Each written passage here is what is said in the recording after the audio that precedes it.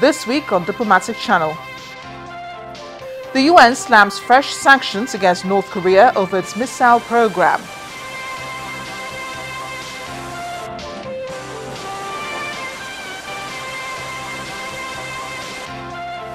Plus, a closer look at US-Russia relations and how it's being affected by new sanctions imposed by the US. Welcome to the program, everyone. I am Amarachi Ubani. We'll be delving into these issues pretty soon after a quick check on other discussions in diplomatic circles.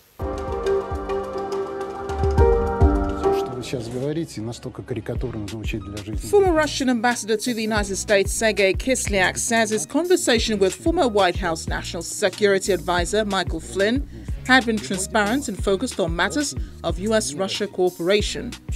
Kislyak ended his tenure in July but remains a key figure in ongoing US investigations into Russia's alleged meddling in last year's presidential election.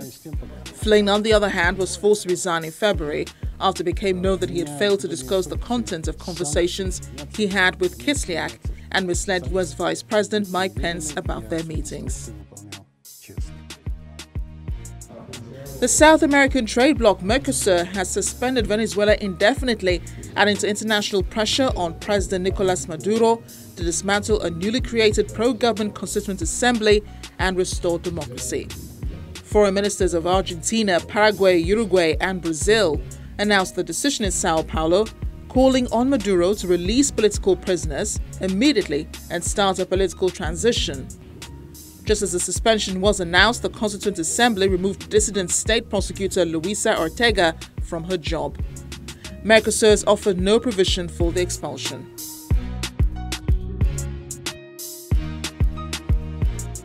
Finally, Italian Coast Guards on Friday escorted a humanitarian ship into the Sicilian port of Trapani to be investigated over alleged aiding of illegal immigration from Libya. The German non-government organization vessel Luventa was seized by Italian authorities on Wednesday amidst suspicion over the role NGOs are playing in picking up migrants off the Libyan coast. The NGO that runs the ship, Jugend Rettet, denied any cooperation with migrant smugglers, whose activities they said they condemn on moral grounds. Israel's communications minister Ayub Kara says the country plans to revoke the press credentials of AL-JAZEERA TV journalists, close their Jerusalem bureau, and pull the Qatar-based station's broadcasts from local cable and satellite providers. The closure did not appear imminent, however, and an Israeli official said a legal process was still required to implement most of the proposed steps. Journalists working for the station in Israel said they did not expect imminent moves against them. Last month, Israeli Prime Minister Benjamin Netanyahu said in a Facebook post that he would work to shut the network's offices in Israel, accusing it of inciting recent violence in Jerusalem, including over an old city site that is holy to both Muslims and Jews.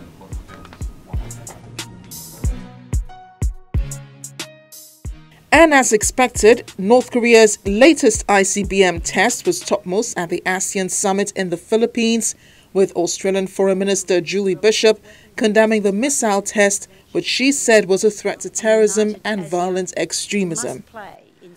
North Korea's development of weapons of mass destruction in contravention of UN Security Council resolutions is a direct threat to us all.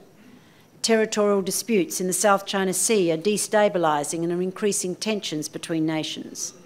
The threat of terrorism and violent extremism transcends national boundaries, directly threatening regional security, as we're seeing in Marawi.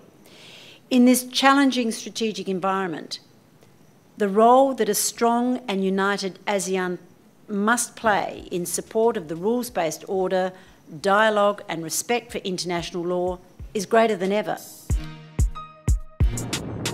Meanwhile, the Syrian Observatory for Human Rights says the government and allied forces have recaptured the last major town in Homs province from the Islamic State, as the army advances towards militant strongholds in the east of the country.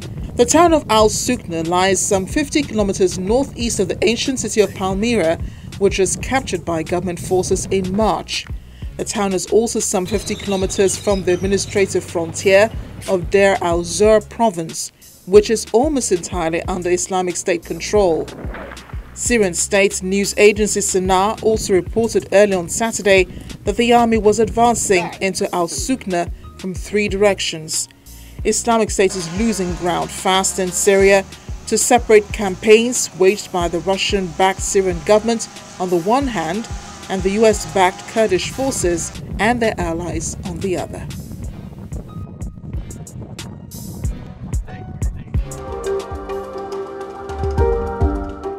A week after North Korea tested another ICBM, the UN eventually agrees it's time to take further action against the country. On Saturday, the Security Council met over the issue and drafted new sanctions.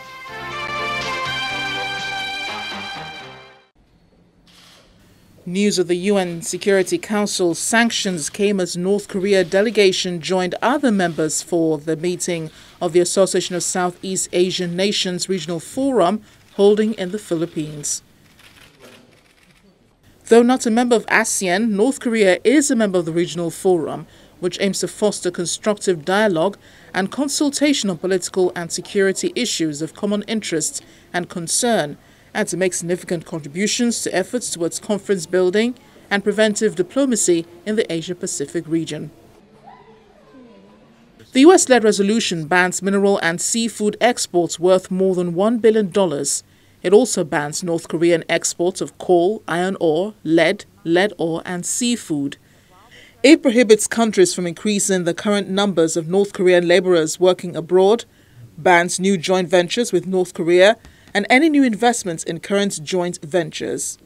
It adds 9 individuals and 4 entities to the UN blacklist, including North Korea's primary foreign exchange bank, subjecting them to a global asset freeze and travel ban. After the vote on whether or not to impose new and tougher sanctions on North Korea, U.S. Ambassador to the UN, Nikki Haley, said the Security Council had come together to put the North Korean dictator on notice and that this time the Council had matched its actions and words. South Korea believes this time sanctions will work. We believe that these measures will significantly contribute to curbing the DPRK's ability to further develop its WMD-related activities. By unanimously adopting this resolution today, the Security Council has once again demonstrated that the international community will remain strongly united in its commitment to stop the DPRK's reckless and destabilizing behavior.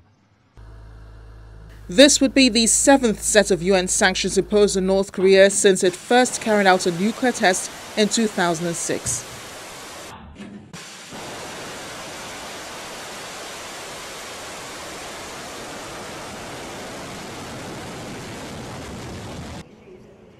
And as usual, follows several pleas by the international community to North Korea to stop its nuclear development. The calls were made again at the ASEAN Foreign Ministers meeting in the Philippines, where they expressed grave concern about rising tensions on the Korean peninsula stemming from long-range missile tests by the North. Even U.S. Secretary of State Rex Tillerson, who is also attending the ASEAN meeting, said last week the United States does not seek to topple the government of North Korea and would like to have a dialogue with Pyongyang at some point. South Korea is hoping for bilateral talks with North Korea's Foreign Minister Ri Yong-ho on the sidelines of the ASEAN meetings. The country's foreign minister said, quote, "If there is a chance, I will tell him, that is Kim Jong-un, that we must have dialogue and that the North must stop the continuous provocations." North Korea, on the other hand, continues to boast of its resounding success of its latest missile test. Anti-missile units.